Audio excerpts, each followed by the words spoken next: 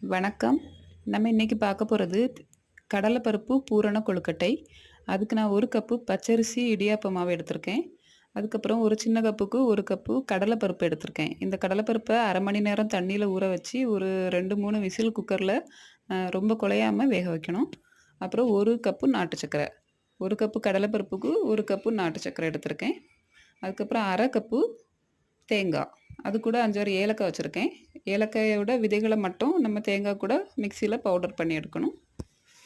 அப்புறம் தேவைக்கு தண்ணி, 1 ஸ்பூன் தேங்காய் எண்ணெய், 2 ஸ்பூன் நெய், அப்புறம் 1/4 ஸ்பூன் சுக்கு பொடி, 1 பிஞ்ச் உப்பு.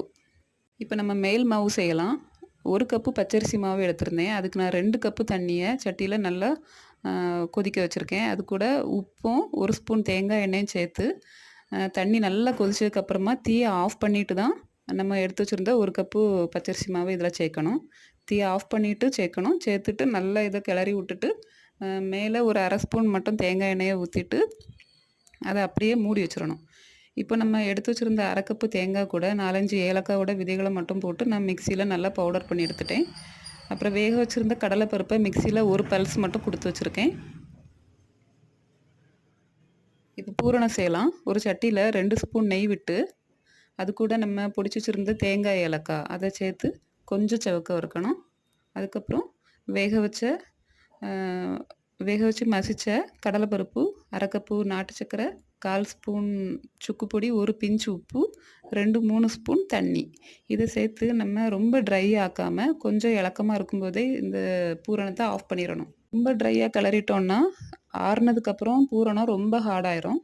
அதனால் கொஞ்சம் இளக்கமாக இருக்கும்போதே நீங்கள் ஆஃப் பண்ணி ஆற வச்சுருங்க. இப்போ நம்ம கிளறி வச்சுருந்த மாவு கூட கையில் தண்ணியை நனைச்சிட்டு நல்லா அதை சாஃப்டாக பிசைஞ்சு எடுத்துக்கோங்க. இந்த கொழுக்கட்டைக்கு மேல் மாவு செய்கிறது ரொம்ப முக்கியம்.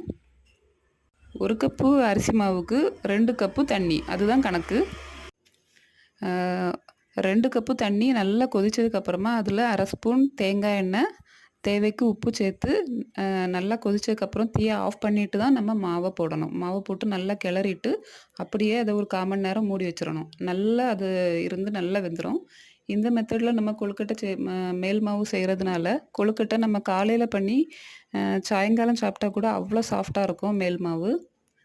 அதே போல் நீங்கள் நாட்டு சர்க்கரைக்கு பதிலாக சர்க்கரை கூட சேர்க்கலாம். ஒரு சர்க்கரையை பொடி பண்ணி தண்ணியில் நல்லா கொதிக்க வச்சு வடிகட்டி கூட எடுத்துக்கலாம். நாட்டு சர்க்கரை தான் சேர்க்கணுங்க அவசியம் இல்லை. இப்போ நான் கொழுக்கட்டைகளை அச்சிலையும் செய்தேன், கையிலையும் செஞ்சுருக்கேன். பாருங்கள், ஒரு 10 நிமிஷம் இட்லி சட்டியில் வேக வச்சு எடுத்திருக்கேன். சூப்பராக இருக்குது. நல்லா சாஃப்டாக இருக்கும் இந்த கொழுக்கட்டை. செய்து பாருங்கள். நன்றி.